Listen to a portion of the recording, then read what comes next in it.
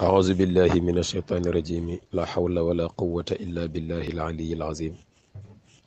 بسم الله الرحمن الرحيم الحمد لله رب العالمين والصلاة والسلام على سيدنا محمد النبي الأمي الأمين وعلى آله وأصحابه ومن اهتدى بهديهم واسترشدوا برشدهم إلى يوم الدين mbokki majmuuca ahlul xadiis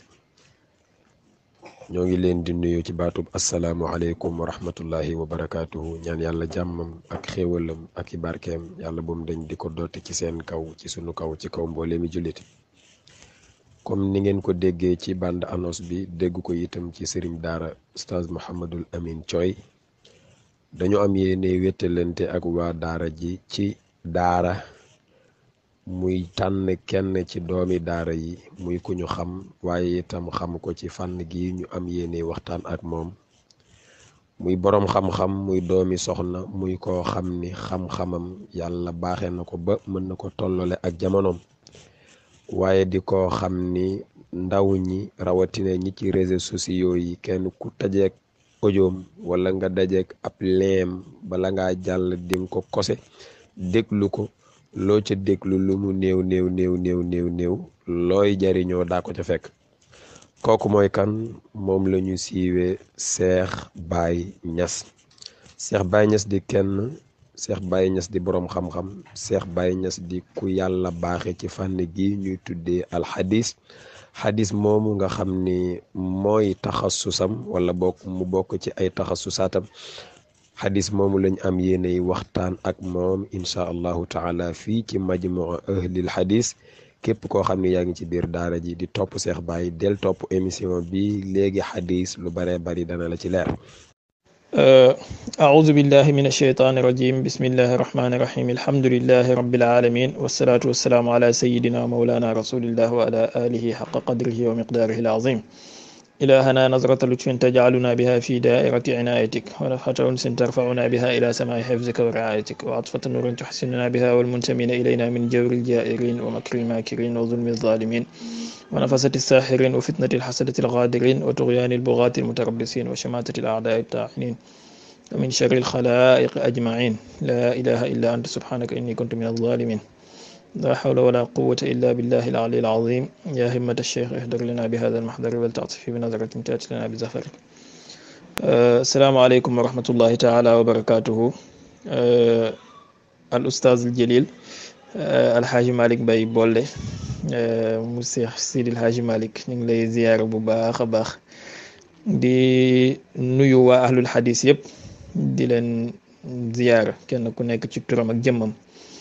di jéggalu wax dëgg yàlla kàddu yi nga fi yëkkati yëpp jëmee ko ci man bi ngay wax dama doon gestu di xool ba xam dinaa gis ci sama côté ku méngoog yooyu ngay wax ak muwasafaat yooyu nga doon joxe waaye yàlla xam na ne mënoon ngaa wax ne rek benn taalibe bu jógee ci daara ji la ñëw ji ijji di boole ñi fas yéene ijji ak moom ak boole xool ba xam xamuñu dara jànguñu dara dañuy ijji di boole ba léegi di ñaan yàlla ci barkeek suñu mag ñu baax ñi ñu fi yàlla may fii ci Sénégal ci barkeek képp ku am barke fa yàlla yàlla nañu yàlla may ñi am xam-xam yàlla nañu yàlla yokk xam-xam yàlla nañu yàlla jëriñ ci xam-xam bu ñu ko mayee ba pare te jëriñ ci xeet wi yëpp bi jaay rasulillah ñu ngi lay déglu incha allahu taala. barakallahu Serigne Cheikh Baye ñu ngi lay jaajëfal bu baax a baax di jaar ci yow di jaajëfal mbokk yi teewlu xalqa bi ñëpp xam naa laaj bi ñuy njëkk ubbee sunu jotaay bi ñu seq ak yow ñu ngi lay nangul sa ngànt loolu ngay joxe nag te mooy tawaadu gi xam nañ ni at tawaadu moom chimatul kurama yi yaaram ba nee na inna tawaadua min xisaalil muttaqi wa bihi taqi ilal ula yartaqi laaj bi ñuy ubbee jotaay bi moo di ma ahamiyatu ilmil xadis yi xam-xam bi ñu bëgg waxtaane tey muy ilmul xadis am na solo wala amul solo bu dee am na ko solo si lan la ana lan mooy solo si nekk ci ilmul xadis laaj boobu tey Cheikh Baye bu ñu la ko laajoon boo nuy tontu loo ñuy wax. waaw Serigne Malick pour tontu sa laaj boobu dañuy wax ne ilmul xadis ak solom fépp fu ko doomi aadama natt weesu na ko. mën nga wax ne xeetu yonentu bi sallallahu alayhi wasallam xam-xamu xadis mujiza la ci mujizaat yi nga xamante ne moom la yàlla jox xeet wi te nga xamante ne amul beneen xeet wu ko am budut ñun mu nekk mujiza ci mujizaatu yonentu bi sallallahu alayhi wasallam ñu ciy sant yàlla bu baax waaye xeet wi itam dëppoo nañ ci solo gi nga xamante ne ilmul xadis am na ko solo allahumma illaa ñi nga xamante ne ñoom ñooy tuddee seen bopp ay quraaniyuun nga xamante ne ñoom du ñuy itiraaf xadis wala li ci ëpp bokk ci ñoom waaye ci ñun ahlu sunna ak ci ñeneen ñu bari ci xeet wi dañoo gëm ne xadis mooy deuxième masdaru tashri' ci lislaam ginnaaw alquran ndax yàlla daf ñoo wàccee alquran jaaree ko ci yonent bi sallallahu alayhi wasallam te amul kenn ku mën a dégg alquran ba raw yonent bi alayhi salaatu wasalaam moo tax yàlla digal ñu topp ko pour am interprétation alquran qul in kuntum tuhibbuna allaha fattabi'uni waaye nag feneen yàlla mu ngi ñuy wax ne wala mu ngi wax yonent bi sallallahu alayhi wasallam wa anzalna ilayka zikra litubayyina linnaasi ma nuzzila ilayhim wa la'allahum yatafakkarun feneen mu ngi koy wax ne ko ma anzalna alayka alkitaba illa litubayyina lahum allazi ikhtalafu fihi wa hudan wa rahmatan li qawmin yuminun kon alxuraan léeg-léeg dina ñëw tënk mbir xadis mooy ñëw tinki alxuraan dina ñëw tinki xadis ñëw tënk alxuraan dina ñëw noppi ci lenn xadis ñëw faram-fàcceel ñu ko donc xam-xamu xadis fépp fuñ natt soloom weesu na ko ci lislaam jullit mënta dund sans xadis jullit lislaamam mënta mat sans ilmul xadis alxuraan bi mënoo kaa dégg sans xadis. tabarakallahu Seex Alxaaji Ibrahim Ñas déglu nañu sa tontu ci sunu laaj bu njëkk solo si nga xam ni ilmul xadis am na ko fu ko doomu aadama bëgg a tënk weesu na ko ndax lan moom yonent bi sallallahu alayhi wa sallam dong la yàlla jagleel ci yeneen yonent yi xam-xam bii yeneen yonent yi amuñ ko woon ñun sunub yonent comme mooy ñëw mujjug jamono te du dund léppi li des ci jamono mu bàyyi fi ay waxam ngir lan buñ la déggee alquran ji yàlla wàcce woon ci moom ni ko dama ko wàcce ci yow ngir nga leeral ko nit ñi melal nga ci alquran moom yi jëm ci ñun jullit ñépp léeg-léeg mu tënk mbir yonent bi sallallahu alayhi wa sallam mi ko dégg te yàlla moo ni kii dégg na ko ndax maa ko wàccee ci moom pour mu leeralal leen ko kon dégg na ko yonent bi sallallahu alayhi lahu jël tënkub alquran booba tënkil nu ko léeg-léeg alquran ñëw tënki ci ni nga waxee yonent yàlla muhammadu sallallahu alayhi wa sallam ñëw tënkal nu ko waaw sëriñ Seex Baay buñ la déggee kon solo si xamees na ko ndekete kon munta ñàkk ci ab jullit bu bëgg a dégg alquran ab jullit bu bëgg a dégg naka lay jaamoo yàlla ab jullit bu bëgg a rafetal diggam ak boroomam munta muñ lii ñuy waxtaane tey muy alxadis yu jaajëfal la ci tontu boobu sunu deuxième laaj sëriñ bi moo di ana lan moo tax ñu tuddee ko moom xadis sunna ma sababu tasmijatihi bi sunna dañuy faral di dégg lu bari nit taxaw naan alquran ak sunna te ndekete loola mu tuddee sunna xadis mi ñuy waxtaane lay wax lan moo tax ñu tuddee ko sunna buñ la ko laajoon loo ñu ci indil comme tontu Serigne Cheikh Baye. waaw Serigne Malick ñu ngi rafetlu question bi di wax ne balaa ñuy wax ci lu tax ñu tuddee ilmul xadis sunna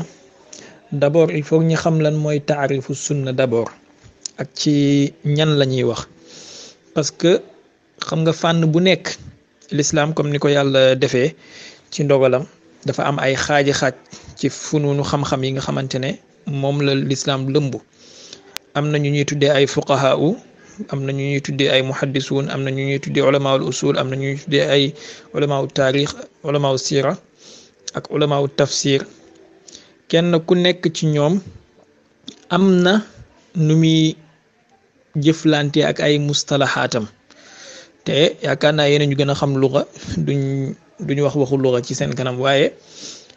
ci mustalax léeg-léeg baat mën naa ñëw li muy firi ci luga du bokk ak li muy firi ci istilaax buñ ko waxee par exemple xam nga xadis ci boppam ci luga mu ngi firi rek lu bees maanaam contraire lu màgget wala contraire lu yàgg lu bees diddul qadim waaye buñ ko waxee ci istilaax mu ngi firi loo xamante ne dañ koo riwaaya jëlee ko ci yonentu bi sallallahu alayhi wa sallam ci wax wala ci jëf wala ci taqrir wala ci sifa sawaan xalqiya wala xulqiya wala ñu jëlee ko ci saxaabi wala ñu jëlee ko ci taabii ainsi de suite donc ci maanaa xadis ci luga di nga dégg alquran di wax ne wa man asdaqu min allahi xadisa fa jaalnaahum ahaditha donc ainsi de suite waaye boo ñëwee ci istilaax dafay uutee donc baatu sunna itam noonu boroom xam-xamu fànn bu nekk taarif nañ ko nu wuuteeg na ko beneen fànn ba taarifee maa ngi jéggalu audio bi laa doon bañ mu gudd ma ne naka noonu aussi buñ ñëwee ci baatu sunna boroom xam-xam yu nekk am na nu ñu ko déggee alxuraan boo xoolee léeg-léeg da nga dégg mu naan la sunnatullahi nangam ci place yu bëree bëri sunna soosu la muy firi bokkut ak bu ñu waxee alxuraan ak sunna comme ni benn Cheikh Baye mën a ñëw rek taxaw ne alxuraan ak sunna laay dund borom xam-xamu luga yi itam bu ñu waxee sunna la muy firi bokkut ak bu ko fuqahaa yi waxee fuqahaa yi bu ñu waxee sunna mooy lu yeggut ci farata wala lu yeggut ci waajib par exemple raxas sa xar xanam sëlmu ci njàpp farata la waaye gallaxndiku sunna la fatiha ci julli farata la saar wang cay teg sunna la lu yeggut ci kii donc boo demee nag ci ulamaul usul ñi nga xamante ne ñooy jàngale usulul fiq ñoom ñooy taarif sunna ci ne mooy lu yonentu bi wax wala lum def wala luñ wax wala ñi def ko ci kanamam mu noppi ci foofu la ñem ñu ma gën a dégg usul ñoo fi nekk bu ma juumee mën nañ maa gàgganti waaye boo ñëwee ci ulamaul xadis ñoom dañ ci yokku ci ay sifaati yonentu bi sallallahu alayhi wasallam comme ni ma ko waxee sànq maa faalahu aw qaalahu aw aqarahu aw maa kaana min sifaatihi sawaan xulqiyan aw xalqiya dañ ko ciy dugal boroom xam-xami usul yi loolu boolewuñ ko ci donc di nga gis ne am nañ ay sew-sew yu ñu wutee di nga gis ne aussi ñii dañuy itibaar sunna bien avant ñuy yónni yonentu bi lépp lum mës a def ba muy dugg ci biir suuf ñii ginnaaw bu ñu yónnee yonentu bi dañuy commencé di itibaar parce que dañoo wax ne avant loolu mënaatu taklif amutoon ginnaaw bu ñu ko yónnee la rek 23 ans yooyu noonu kon buy nit ki di wax sunna dafa war mu xam lan la jublu ci sunna d'abord ak ban genre sunna la ñuy wax d'abord waaye nag buñ itlaaqee ne alxuraan ak sunna ñi ngi ci jublu maanaam ci mafhuma am alxuraan ak xadis yonentu dees na ko tuddee sunna ndax lan comme ni ma ko waxee sànq moom mooy ñaareelu masdaru tashri' te comme ni benn xadis bu daif ñëwee yonentu bi sallallahu alayhi wasallam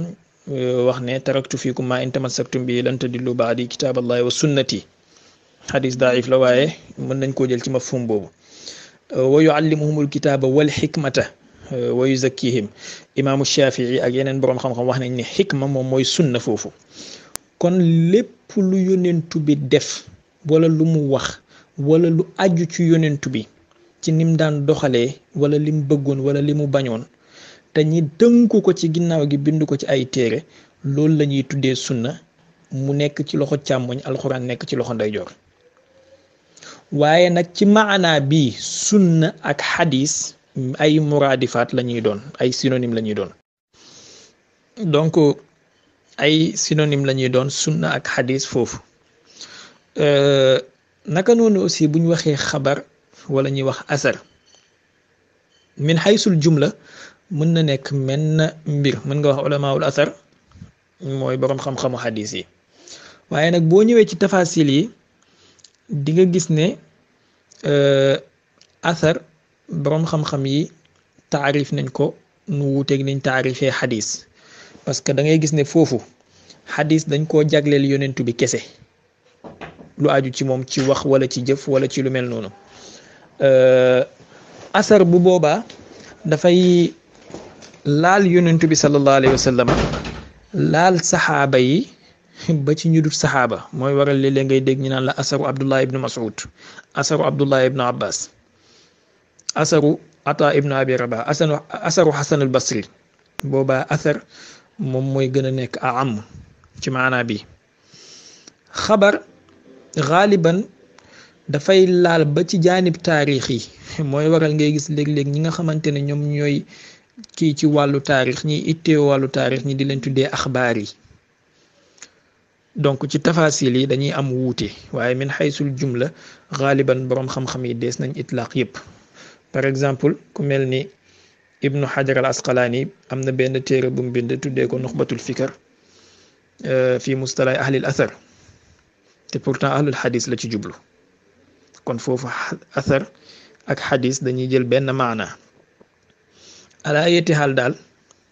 sunna wu yonentu bi mooy dundu yonentu bi yépp. kon buñ tuddee xadis sunna luñ ko war a tuddee la, waaye nag buñ ñëwee ci biir di nga gis ne ay tafasil am na ci, am na boroom xam-xam yi nuñ classé leen na lu nekk. di jéggalu ci guddal bi. tabarakallahu Serigne Cheikh Baye, defe naa ñi déglu bu ñu déggatee ku tudd baatub sunna dañu yónni seen xel xaat ñu laaj kiy wax mooy kan. buñ xamee kiy wax kana daañu xam sunna si muy wax sana. bu dee ab lugawi moo koy wax daañu xam ne lugawi bu ne lii sunna la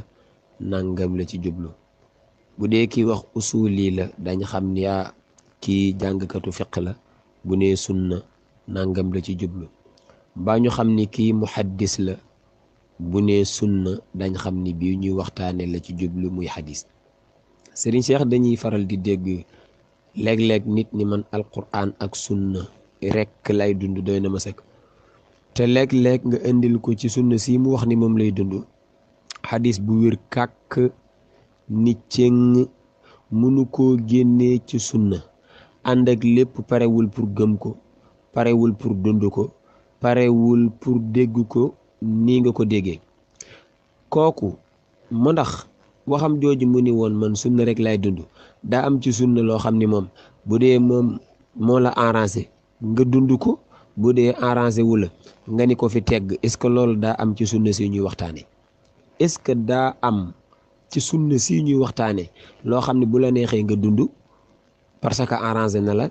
ak loo xam ni bu la arrangé wul mën nga koo bañ a dund? est-ce que loolu da cee am? rawatina koo xam ne da nga ni man alquran ak sunna rek lay dund, lum pare pour dund ko nee na sunna lay doon. léeg-léeg ñu indil ko loo xam ne ci sunna la mu ni lii du ko dund parce que arrangé wu ko, parce que lam daan wax nit ñi ak lam daan publier ak lam daan fésal, ndax booba xamul lii ndekete am na ci sunna. bu demee ba teg ci bëtam parewul pour dund ko, parewul pour jàngale ko, parewul pour publier ko, parce que lan arrangé wu ko. est-ce que lii sañees na ko di jëflante ak xam-xam bi ñu tuddee sunna? est-ce que sañ nga cee xool li la neex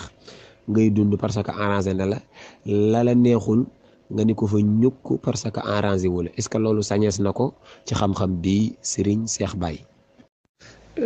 waaw, ndax jullit bi sañ naa tànn ci sunna lu ko neex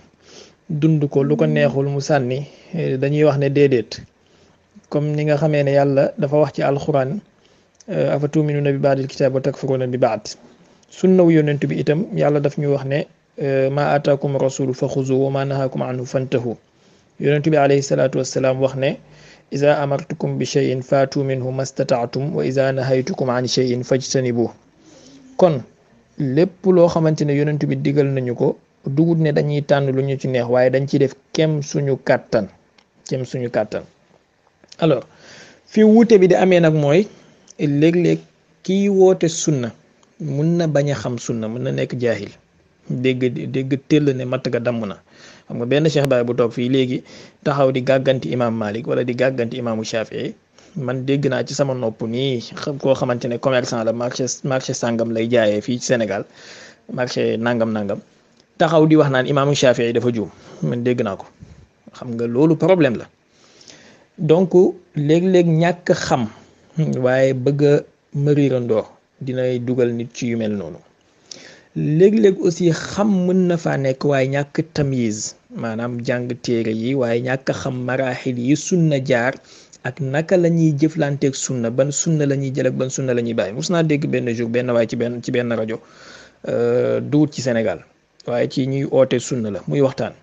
di wax ne jamono ñoom imam Malik xadis yu bëri amuñu woon, moo tax jamono imam Ahmad ibnu Hanbal ci la xadis yi gënoon na bëri, loolu tax ñoom imam Malik am na atte yu bëri dañ ko daan teg ci qiyaas, ñoom Abu Hanifa xamuñu woon xadis, di wax yu mel noonu. loolu problème la, parce que bu fekkee ne ci loolu nga nar na tee da ngay gis ne waa ji wàcc na yoon bi, ñàkk tamyiz moo ko jàpp. léeg-léeg aussi nit ki dina xam am tamyiz waaye bànneexu bakkanam, boobaa dafay nekk koo xamante ne politique moo ko dugal ci li muy def. par exemple ki nga xamante ne ni hawan nafsu moo ko jàpp te muy dund sunna waaye di ci tànn lu ko neex di ci bàyyi lu ko neex. xadis a ngi ci Buxaari, ñoom dañ koy istidlaaloo, ñi ne dañoo wax ne daan nañ digal nit ñi ñuy teg seen loxo seen dënn bu ñuy julli, seen loxo ndeyjoor ci seen loxo càmmoñ, maanaam xabdu. léegi moom bëgg dund sunnaam tax na muy xabdu buy julli.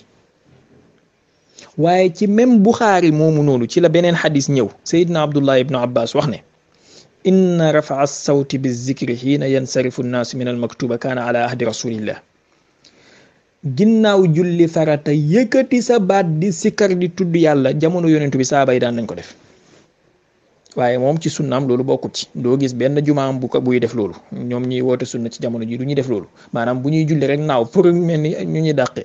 waaye toog tudd yàlla yëkkati seeni baat di tudd yàlla. Abdullah ibn Abbas radiyallahu anhu moom ci boppam ci beneen riwaaya mu ngi wax ne noonu la daan xamee ne gaa yi pare nañ julli farata, sëlmal nañ. gis nga ne kon moom ci biir Buxaari bi ci boppam am na lu mu ci jël, am na lu mu ci bàyyi. jël na teg loxo ci dënn ne sunna la di ko def, waaye bàyyi na tudd yàlla ginnaaw julli farata ne bidaa la. ñooñu mooy ñi nga xamante ne sunna du sunna yonent bi la ñuy dund, waaye sunna politique la ak sunna tànn sa bu la neex. loolu nag xaraam la ci jullit, mooy afa tuuminuuna bi baadil kitaab wa takfuruuna bi baad. am na nag léeg-léeg loo xam ne boroom xam-xam bu ko defee boobaa xam-xam moo ko tax a def, mooy ne xàmmee na lu wér ak lu wérut ak luñ wax ne wér na te moom mu xam ne wérut. par exemple ku mel ne Abu Hanifata Nu'man radiyallahu anhu nim daan tamyize xadis, ak ku mel ni imam Malik léeg-léeg nga gis mu riwaaya xadis ci Muwatta waaye du ko jëfee ci mazhabam, mazhab ñëw lu uuteeg lu indi lu uuteeg loolu xóot ci xam-xam moo ko waral. yow mi xamul nag da ngay foog ne moom dafa xamul, fekk moom dafa am leneen lu mu xam te yow xamoo ko. bokk na ci li nga xamante ne mooy dimbale nit ci loolu nag, surtout ci suñ jamono ji, mooy xam tabaqaat ak maraaxil yi sunna jaar ba agsi ci ñun. boobaa di nga xàmmee fan la politique duggee, di nga xàmmee fan la njuumte duggee, di nga xàmmee fan la bànneexu bakkan duggee, di nga xam xadis boo ko déggee rek boobaa ak waxu sunna boo ko déggee rek di nga xam fan la jógee. boobaa di nga xam noo ciy tànn ak loo ciy bàyyi. waaye daal doomi aadama bi buy topp yonent bi daf koy topp bil kulliya. wa ma kaana li muminin wala muminatin ida qada allahu wa rasuluhu amran an yakuna lahum alxiyaratu min amrihim fala wa rabbika la yuminuuna xatta yuxakkimuka fi ma shajara baynahum summa la yajidu fi anfusihim xarajan min ma qadayta wa yusallimu tasliman. lu yonent bi wax rek bu fekkee wér na ci mawasin yi muy wéree rek jëlal. foofu nag mooy problème bi, ci mawasin yi muy wéree lan mooy wéral ak naka lay wéree. boobaa nag il faut nga soxlawaat yeneen aalaat, xam naa dinañ ci ñëw ci waxtaan bi, ak yeneeni mbir pour xàmmee naka lay wéree ak yan la ñuy jël. di jéggalu ci guddal bi. tabarakallahu sëriñ Cheikh Baye ñi ngi lay jaajëfal bu baax a baax, leeral bi am na solo. xaajal nga ñu ñi nga xam ni léeg-léeg ñu prononcé baat boobu man alquran ak sunna lay dund, xaaj nga leen ñetti xaaj, te ñetti ñëpp ñi ngi daje ak ñoom, di déggante ak ñoom, di gisante ak ñoom. kenn ki moom wax na ko nii rek, waaye boo ko ni woon lii texte lan la mënul la ni alquran la wala mu ne la xadis la. kooku moom joxe nga ci exemple ka ca marché baak taabulam di gàgganti imam Malik. man dégg naa ci rajo yi ci réew mi koo xam ni wax dëgg aliwaam soriwul nag xam naa moo gën a sori saa jos waaye maag mooma yem de sunu aliwa soreegul muy wax benn bés ci benn masala mu cité Malik ibni Anas radiyallahu taala anhu ni imam Malik moom wax dëgg jàmbaar la waaye fii moom dafay juum. bi ma déggee baat boobu ni sama dënn bi def imam Malik ibni Anas ak li ko boroom xam-xam yi seedeel kii ci rajo bi tey mooy kan ci xam-xam ba am fit wu toll ne masala ni cëpp nga ni imam Malik moom jàmbaar la waaye fii moom dafay juum. d'accord imam Malik jàmbaar la d'accord nit la mën naa juum mais est-ce que njuumteem yow mi ferul ijji yaa koy génnee yow mi munte li arab duriba zaydun yaa koy génnee yow mi xàmmeewul texub alquran ak texub xadis yow mën ngaa génnee njuumte gu imam Malik ibni Anas. loolu sama nopp bii la ko toqal nga xam ni kon loolu nga wax ni am na koo xam ni da koy wax waaye ci jëxalatu la ko teg man mat naa ci seede. keneen ki mooy ki nga xam ni la mu xam lay dund lam xamagul nag xamagu ko waaye bis bu demee ba xam ni wér na da koy dundee nii muy dundee li mu xam ba di ko dund. kooku mooy ñaareelu xaaj bi. moom itam gis nañu leen dégg nañu leen jëflante nañu ak ñoom. bi ko ñetteel mooy ñi nga xam ne dañ koy politiquer xam nañ ni xel bi wér na comme ki nga joxe ci ñaari xadis a ngi nii yépp nee nga wér na ban ña nga ca téere bañ ni moom lu fa ñëw ci xadis wér na nga jël benn bi di ko jëfe mu jaral la xeex guddi jaral la xeex bëccëg ni moom def rek ba ku ko deful sax nga yedd ko ànd ak lépp beneen a nga fa ca même téere ba boo xam ni doo ci jaar waaye koo gis mu di ko def sax jaral na la xeex ak moom ngir na ko ba ab bii nag politique la nii nga ko indee lii lu ñu teg suñu bët la ñu ngi la ciy jaajëfal. ñetteelu laaj bi pour ñu njëkkanteeg waxtu wi ñetteelu laaj bi sëriñ bi dégg nañ ci sa tontu bi nga wax ni am na koo xam ni moom bu déggee ci sunna si ñuy waxtaane lu ñu wax ni sallallahu alayhi wa sallam moo ko wax wala moo ko def wala mësañ ko def ci kanamam mu fekke ko te aayewu ko jumtukaay yam koy nattee ba xam ni wér na bu leen ko nattee ba xam ni wér na da koy jëfe foofu nag lañ bëgg a teg sunu baaraam muy jumtukaay yooyu ngay junju nga xam ni mooy nattukaay yi ñuy natte lii ñu askanale yonent bi est-ce que c'est vrai ay waxam la est-ce que lum defoon la est-ce que luñ defoon ci kanamam la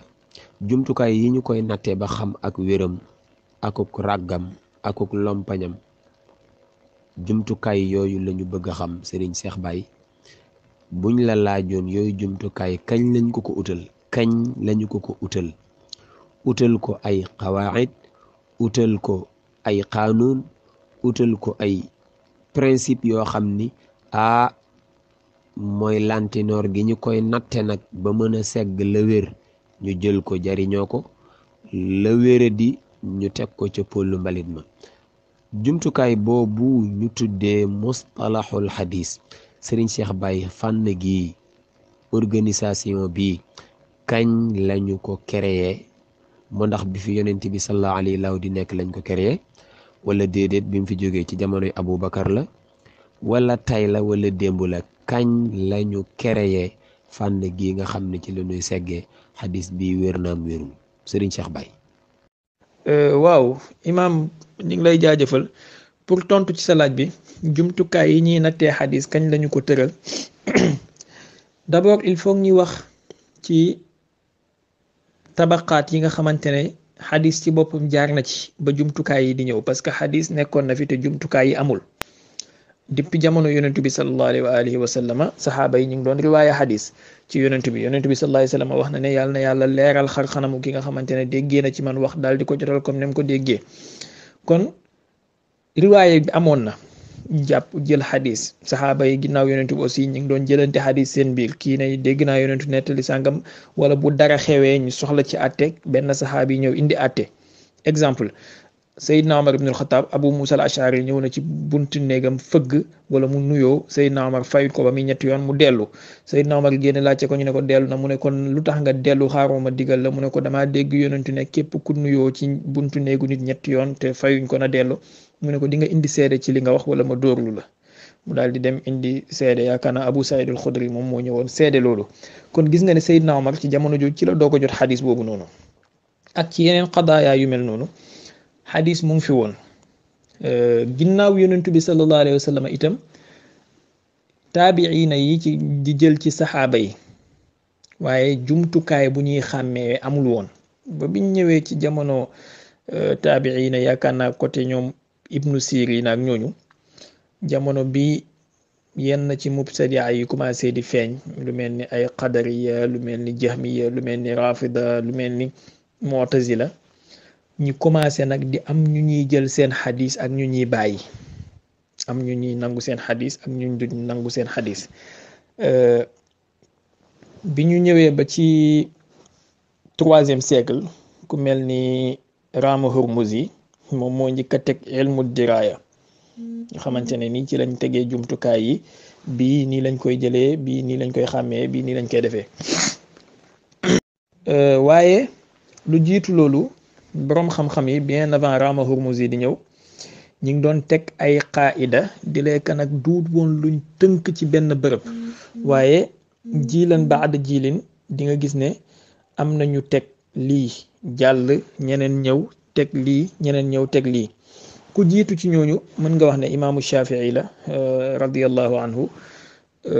Muhammad ibnu Idris ci téeram bi tudd ar-Risala wax na ci lu mel ni qabulul xadisul waxid wal mar'a nangu xadisu kenn nit maanaam xadis ahad ak xadisu jigéen wala sifaatu ñi nga xamante ne ñoom lañ war a jël seen xadis ak ñoom la ñuy bàyyi ak xadisu mu an ak nu mu tëddee xadisu mudallis bu fekkee tasrix na bis sama ak raddu xadis yi maanaam bañ a jël xadisu ku bëri ay njuumte ak naka la ñuy xamee adalatu raawi imaamu Shafii wax na ci loolu lu bëri bëri ci téeram boobu di ar-Risala junjuna yu mel noonu ci affaire mursal aussi xadisu mursal nees jëflanteeg moom imaamu Shafii mu ngi gaañu 204 de l'hégire moo jiitu Rama Hurmuzi kon ñaareel bi mën nga wax ne Ali ibnul Madini moom tamit kii na ci joué na ci rôlam wax na moom tamit ci yenn maraaxil yi xadis yi ak tamit naw xadis yeeg yu mel noonu Ali ibnul Madini mu ngi gaañu 243 ginnaaw loolu aussi ilmu bi xam-xamu xadis bi avancé na ñu commencé di am ay nit ñoo xamante ne ni dañuy wax ci góor ñi riwaaya xadis yi maanaam ñi jarxu góor ñeeg taadileeg yu mel noonu moom mooy tabaqa ñoom Yaxya ibnu Ma'in ak ñoom Ahmad ibnu Hanbal Yaxya ibnu Ma'in 233 Ahmad ibnu Hanbal 241 bu ma juumut imaamul Buxaari 256 yaakaar na ak demet ak ñeneen ñu dut ñoom seen tabaqa boobu noonu ci digg 3e siècle bi ñi avancé aussi ñi amaat ñoo xamante ne dañuy wax ci raaw yi ak ci matan maanaam dañuy jëm raaw yi di jëm matan mooy tabaqa ñu mel ni ñoom Abdullah ibnu Numayr de 234 la yaakaar naa ak ñoom Yaqub ibnu Shayba 262 ci téeram am na benn téere musnad al musnadul kabir waaye benn juz bu ndaw moom moo ci jot a yegsi ci ñun malheureusement ci xadisu Seydina Omar ibn Khattab léegi-léegi di nga gis dafay utiliser yenn istilahaat par exemple nga dégg mu ne la haza xadisun xasanul isnaadi xam nga loolu léeg-léeg nga dégg liñ miinoon mooy nga dégg ñu ne xadisun xasanun waaye xadisun xasanul isnaadi kon mën na nekk xasanul isnaadi waaye matan bi am problème léeg-léeg nga dégg mu ne la xadisun xasanul isnaadi wa saxiixun maanaam xadis la boo xam ne isnaad bi xasan la waaye matan bi saxiix la léeg-léeg nga dégg aussi mu ne la xadisun isnaaduhu wasatun laysa bi saabitin yu mel noonu wala léeg-léeg nga dégg mu ne la saalihul isnaadi kon Yaqub ibnu Shayba ci moom moo jëf istilaax yu mel noonu gis nga ne lii yëpp lu jiitu Rama Hurmuzi di ñëw la. ginnaaw loolu aussi am nañ imaamu Tirmizi ma ne maa ngi jéggalu ci audio yu gudd yi. ginnaaw loolu am nañ ku mel ni imaamu Tirmizi 279 de légir moom tamit ñëw na utiliser ay istilaaxaatam yu mel ni xasanun saxiixun garibun xasanun garibun ainsi de suite après wala avant loolu am nañ ku mel ni imaamu Daarimi abu Muhammad Abdullah ibnu Abdirahman ad-Daarimi borom sunanu Daarimi biñ xam 255 de légir am na benn juzu kaamil ci téeram bi tudd sunanu Daarimi mu ngi ko tuddee al muqaddima lu am solo la moom tamit kii na ci ay tabaqaat ak ay maraaxil ci xadis ak ay sew-sew léegi nag ñu ñëw ci saxiixul Buxaari moom moo jiitu li may wax ni yëpp moom moo jiitu ñoom Rama Hurmuzi parce que Rama Hurmuzi mu ngi gaañu 360 de légir yaakaar naa imaamul Buxaari moo ko jiitu waaye boo xoolee saxiixul Buxaari moom tamit ci tabwi baatam yi ni muy tuddee baabam yi léeg-léeg nga gis mu ne la baabu bu muhaddis waxee xaddasana wala axbarana léeg-léeg nga gis mu ne la baabu mata yasixu samaau sagir kañ la maanaam kañ lay xale ab déggam xadis di wér wala xuruj fi talabil ilmi ak xirsu alal xadis kitaabul ilmi ak yu mel noonu yooyu yëpp ay tabwibaat la yoo xamante ne ni ginnaaw gi boroom xam-xam mustalax yi benn bu nekk am na nuñ ko jàngatee ci teg istilaahaat yi imam Muslim ibnul Hajjaj 261 moom tamit ci téeréem bi saxiixu Muslim muqaddima bi wax na ci yu am solo def na ci ay tafasil ci lu mel ni par exemple manzilul isnaad fi diin maanaam wàccuwaay bu isnaad am ci diine ji foofu la indee sax waxu ñoom ibnu Sirina bi muy wax naan al isnaadu min ad diin walaw la al isnaadu la qaala man shaa ma shaa foofu la waxee itam ci xadisu mu an ak tamit niñ ko war a ixtijaajeeg yu mel noonu moom tamit indi na ci lu am solo ci téeram aussi bu mu tuddee at tamyiz wax na ci yu mel noonu alors wax na itam ci nu mu tuddati xadis munkar ak ziyaadatu siqa ak aadaabu riwayat yu mel noonu lépp daal ak jawaazul jarx wa taadil wa annahu laysa min al ghiba maanaam jarx ak taadil firndeel ne duut jëw ak yu mel noonu donc maraaxil yi nii bañ ñëwee nag ci lañ am ginnaaw gi ñoom Abu Daawuda Sijistaani borom sunan Abi Daawud bokkut ak Abu Daawud Tayaalisi borom musnad Abi Daawud kuy moo jiitu Abu Daawud Sijistaani 275 moom tamit am na téeram wala risaala bu ndaw bu mu tuddee risaalat Abi Daawud wax na ci wala risaala ila ahli Makka wax na ci affaire xam-xamu xadis ak yu mel noonu. alors lu jiitu loolu sax am nañ ñu mel ni ñoom Xumaydi borom musnad Xumaydi moom tamit indi na ci grain de salam ñu wàccaat ñëw ci tabaqa bu mel ni ñoom Ijli ci kitaabu siqaat ak yu mel noonu ak tabaqa ñoom Abu Zur'a 281 ba ñëw ci ñoom Xallaal 311 ñëw ci tabaqa ñoom nu mu tuddati Fasawi Yaqub ibn Sufyan borom al-Ma'rifa wa taarix 277 ñëw ci ñoom al-Bazzar 290 kenn ku nekk ci ñoom ci maraaxil yi nii ak ñoom Taxawi Abu Jaafar Taxawi borom sharh Mushkil al-Athar ak sharh Ma'ani al-Athar 321 ñoom ñëpp kenn ku nekk indi na ci grain de salam léegi nag Rama Hurmuzi moom la ñuy itibaar ki nga xamante ne daanaka moo njëkk a tënk loolu def ko mu nekk benn ilm mustaqil ñee ñëpp kenn ku nekk daf daan ñëw rek wax ci benn pàcc walis beneen pàcc Rama Hurmuzi 360 ñëw indi bañ jugee ci tabaqa boobu ñu am tabaqa ñoom imaamul xaakim borom al mustadrak 405 yaakaar naa ci téeram bi tudd al nu mu tuddati maarifatu ulumil xadis indi na ci lu am solo ginnaawu xaakim nag ñi am tabaqa wu ñoom xatibul baghdadi ci al kifaaya fi ilmi riwaaya ak ci yeneen téeram yi moom tamit mu ñëw gën a firndeel li xaakim indi woon te nga xamante ne benn synthèse la woon ca la jiitu woon yëpp ñi tënk ko moom tamit mu ñëw gën koo jox xàqam biñ jugee foofu nag ci lañ ñëw ci marxala wu dajale ko lépp mu nekk benn pàcc boo xamante ne daanaka mën nga wax ne léegi lépp takke na ci jamono Ibnu Salah. Muqaddimatu Ibnu Salah daanaka léegi ñëpp moom lañ gën a xam ci delluwaayu xadis wala ci delluwaayu jàng xadis waaye tabaqaat yi yëpp ñoo ko jiitu kenn ku nekk indi na benn mool, kii indi ciment, kii indi nangam, kii indi nangam. bi Ibnu Salah di ñëw nag fekk na lépp dajee na ci jamono xaakim ak jamono xatibul Baghdadi. moom dafa ñëw rek def finition bi.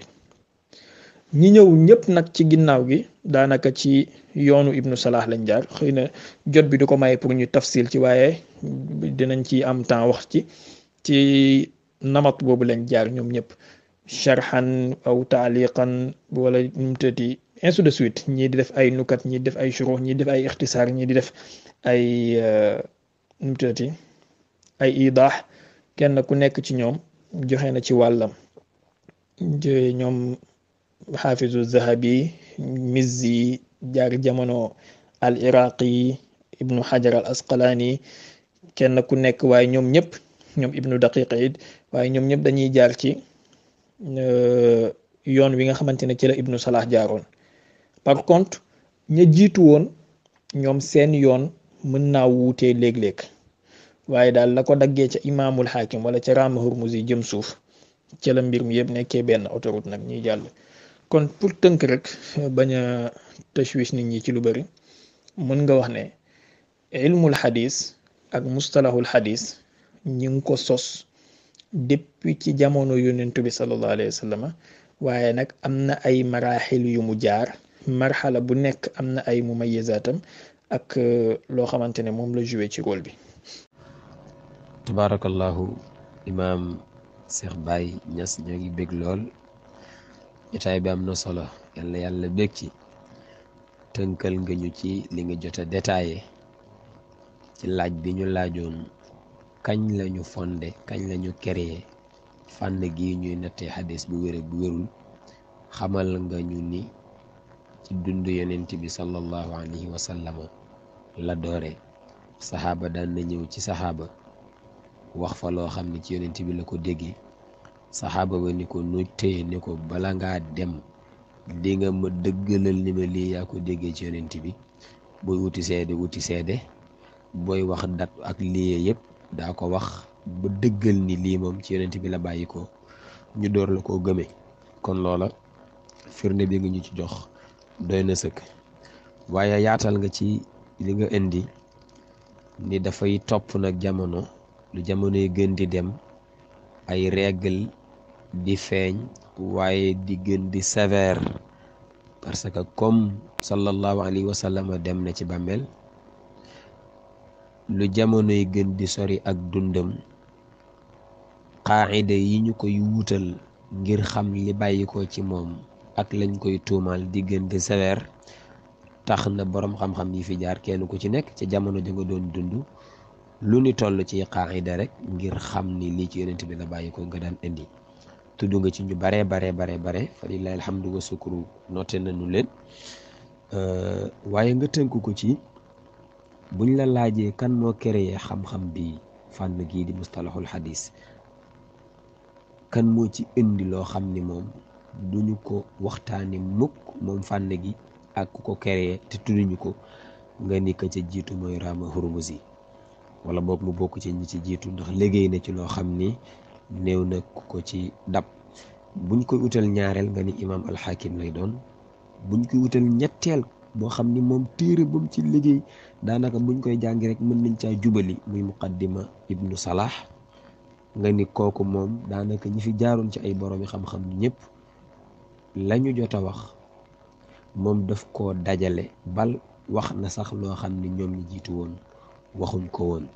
lii wax dëgg yàlla leer na naññ. Serigne Cheikh Baye, ñu jaajëfal la ci. pour nu jàll ci sunu 4e question, defe naa dañ koy tënk ndax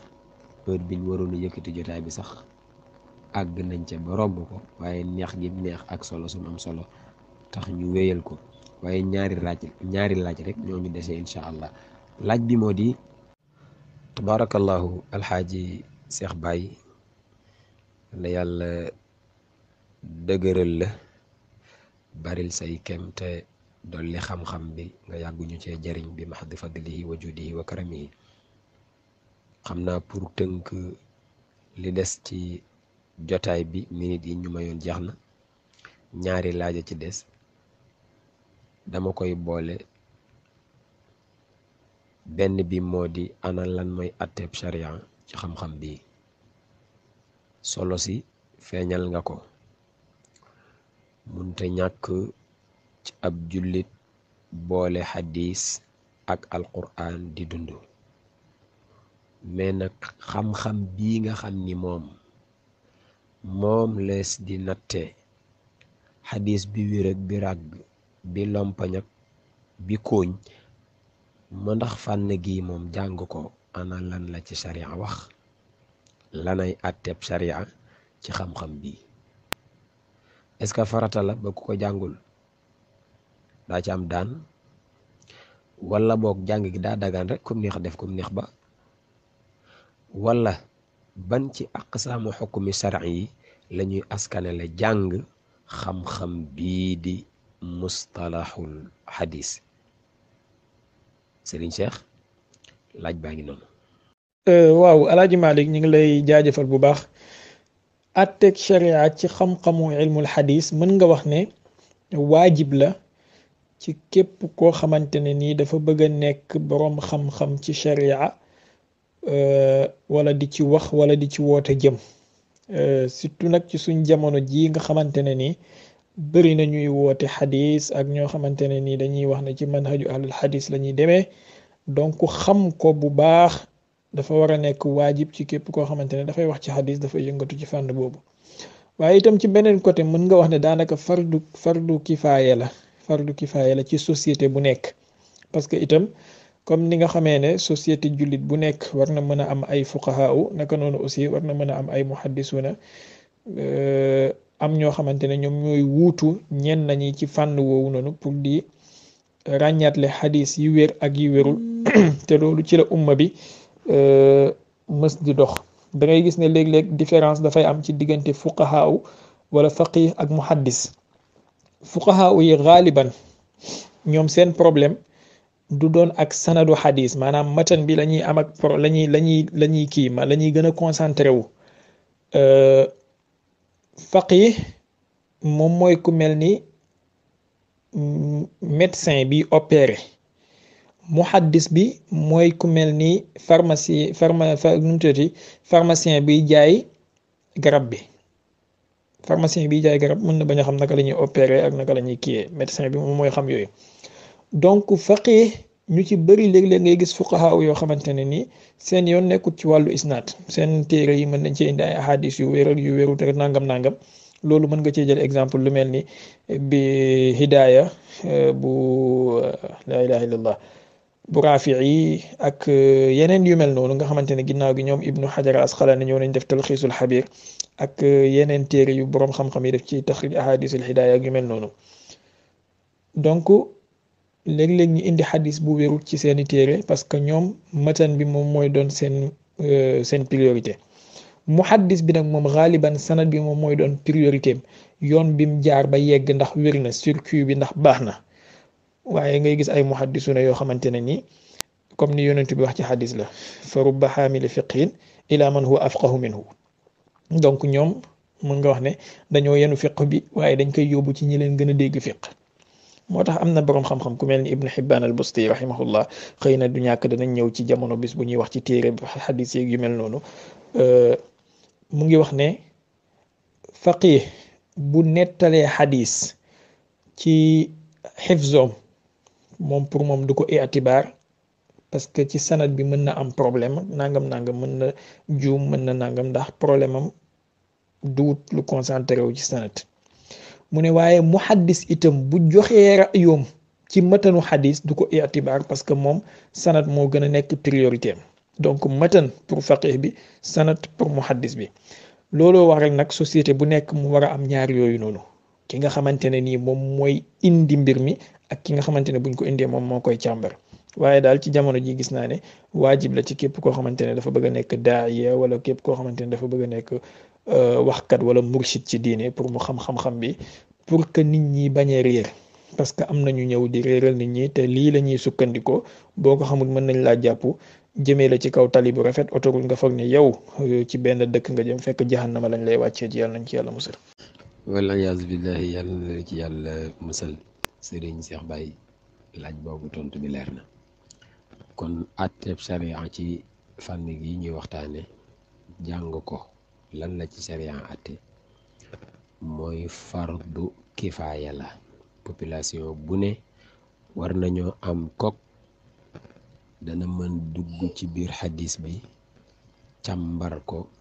segg la ci wér mu indil société am jox leen ñu jëfandikoo ci seen wàllu diine. am ci koo xam ni muhaddis lees koy tuddee kooku góor ñi nga xam ni ñoo nettali xadis bi doom ji jële ko ci baay ji jële ko ca maam ja jële ko ca baayam jooje jële ko ca baayam ba ka ko jële ca yonent bi sallallahu alayhi wa sallama kooku la ñuy tuddee al muhaddis. waaye nag bi ñu nettalee ñi nettali wax ji ba noppi jëmmi wax ji moom lu ci ne kooku ki koy lijjanti ba leeral ko nit ñi pour ñu jariñoo ko ci seen wàllu diine kooku la ñu tuddee al faqih. laaj boobu loolu nga ci tontu doy na ci sëkk. nga ni kon fardu kifaaya la ci population bu ne. fardu kifaaya bu ñu ko fàttewul na ngeen ñu ko jàngale woon mooy bu ko kenn deful ci société bi yëpp daañu am bàkkaar parce que du ñu dégg alxuraan nañ ko war a déggee du ñu jaamu yàlla nañ ko war a jaamoo. waaye bu amee ñenn nat ñu ko mën a taxawul dem jàngi ko rek ña ci des mën nañoo defi leneen ña ko jàngi bu ñu ñëwee jàngal ko ñi ci des leeral ko ñi ci des. loolu mooy falawlaa nafara min kulli firqatin taifa li yatafaqahu fi diini wa li yundaru qawmahum iza raja'u. yàlla barkeel. waaye nga wax ni léeg-léeg moom fardu kifaaya gii dana nekk fardu ayn ci kan ci ki nga xam ne danga bëgg défendre diine, ki nga xam ne danga bëgg wax ci diine, ki nga xam ne danga bëgg liggéeyal diine. yow léegi sa fardu ayni la comme danga bëgg ni xaalallahu danga bëgg ni xaala rasulullahi yow léegi sa fardu ayni la xamu kenn du doy walis sa xam gi. yow danga war a jàngi fànn gi di ilmu mustalahil xadis.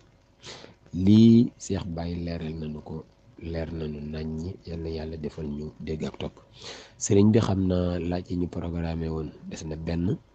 waaye dama bëgg ñu teg fii suñu baaraam ndax benn bi xam naa ni buñ ko nee càpp daa ci jël sa temps te dañu lay bañ a guddeel lool te ñuy topp itam xam naa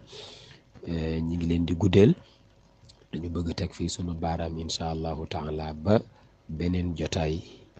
ñu tàmbalee ci sunu juróomeelu tomb bi te moo di xadis. ñaata façon ngi xadis am. léeg-léeg nga dégg ñu ni ahad, léeg-léeg nga dégg ñu ni tawatur, léeg-léeg nga dégg ñu ni xarib, léeg-léeg nga dégg ñu ni léeg-léeg yooyu yëpp ay tur la yoo xam ne ci yow mii laa koy déggee. waaye boo ni moon tey lan mooy tawatur xawma ko, lanay ahad xawma ko, lanay munkar xawma ko. laaj boobu lañ bëggoon nga ñëwal ñu ci. waaye ragal naa ne buñ ko tàmbalee nii du xaj ci sa temps ak li nga dese ci guddi gi te mi ngi bëgg nu mu tuddati. kon ñun fii la ñuy wàccee sunu kàddu incha allahu taala gannaaw buñ la jaajëfal ñi doon topp ñëpp ak képp koo xam ne kàddu gi dériku na ba àgg ci yow. mbokk yi ñu ngi koy partagé ci groupe yi, ñu ngi koy jottali fu ne ci mbokki taalibe yi ak fu ñu mën a nekk ci groupe yi. képp koo xam ni jot na ci yàlla def ko ci sa téere yi jëf. sëriñ bi ñu bàyyi la nga tàggoo incha allahu rabbi ñu yëkkati jotaay bi ba beneen jamono incha allahu taala ci yeneeni laaj. ki koy def du soppeeku incha allahu kim ciy dalal di ko laaj du soppeeku incha allahu. sëriñ Cheikh Baye Niass la woon ki ko doon dalal di alxaaji Malick Mbaye boole mu maam Seydi alxaaji Malick fii ci majmu ahlil xadis. loolu waaye di wax ci xadis ndax dëgg la am du dëgg indi ko fii ci majmu ahlil xadis daa ci am lu ni keng. bu dee wérul daañ la ni wérul, bu dee wér na daañ la ni wér na. fii lay xewee ci ahlul xadis ànd ceeg sëriñ Cheikh Baye al muhaddis. wasalaamu aleykum wa rahmatullahi wa barakatuhu. waaleykum salaam wa rahmatullahi wa barakatuhu. alaaji Malick Mbaye boole seulement que baat bi nga mujj a wax sëriñ Cheikh Baye al muhaddis moom moo ma xaw a tiital. mënoon ngaa wax rek Cheikh Baye at talib parce que wax dëgg yàlla baatu sëriñ bi diis na, baatu muhaddis bi diis na, tollaguñ foofu. waaye itam di la jaajëfal di la ñaanal yàlla ni nga doxalee waxtaan wi am na solo trop te yal na ko yàlla def ci sa misaanu xasanaat comme ni nga ko waxee buñ duggee ci point boobu noonu mun na yaatu lool te daanaka minuit jot na daanaka minuit et demi mun nañ ko yemale fii ñaan yàlla fekkee beneen jotaay ak jàmm incha allahu rabbil alamin di ñaan yàlla lépp luñ fi wax bu fekkee jub na yàlla na ci yàlla def tawfiq ci xol ñi koy dégg te def ko ci suñu misaanu xasanaat ñun ñëpp yaa rabbi wàccee ko mu nekk ay yiw ñeel xeet wi bu fekkee dëng na itam yàlla nañu ko yàlla jubbantil fa moom te baal ñu suñu dëng-dëng yëpp bi jaahi sayyidil wujud sallallahu alayhi wa alihi wa sallama yàlla na yàlla déggloo xeet wi seen diine te yàlla nañu yàlla saxal ci yoon wi nga xamante ne moom lañu suñuy mag yu baax teg muy yoonu topp yonentu bi alayhi salaatu wassalaam ak bëgg ko ak bëgg awliyaullahi taala commencé ko ci Seydina Abubakar as-Siddiq ba ci wàllu yàlla bi mujj ci wàllu yi yàlla nañu yàlla xamal mbooti alquran xamal ñu mbootu xadis yonentu sallallahu alayhi wa sallam te xiir ñu ci ñu topp leen ci zahir ak ci baatin di jéggalu bu baax a baax ci wax ji bu fekkee am na dara lu ci dëng daal ci ñun la rek ak ci seytaane lépp lu ci jub ci tawfiqu yàlla la in uridu illa lislaaha mastataatu wa ma tawfiqi illa billah walhamdu awwalu da'wana wa axiruha walhamdulillahi min xiinin ila xiin assalaamu aleykum wa rahmatullahi